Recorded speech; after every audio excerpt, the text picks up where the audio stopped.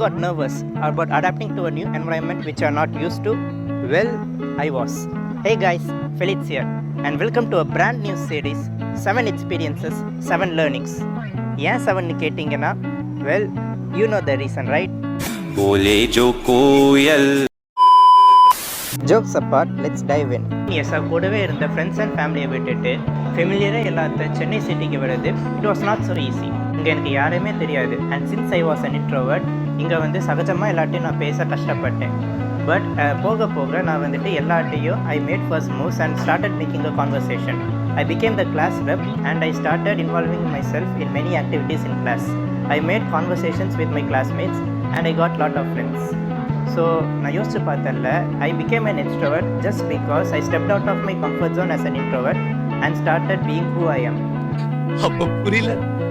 இப்போ புரியுது. Similar kind of situation இருந்தா, do not fear that you are judged. Step out, have fun and most importantly, be yourself. So இந்த மாதிரி புதுசாக ஒரு என்வரான்மெண்ட்டுக்கு போகிற உங்கள் ஃப்ரெண்டுக்கு இந்த ரீலை ஷேர் பண்ணுங்கள்.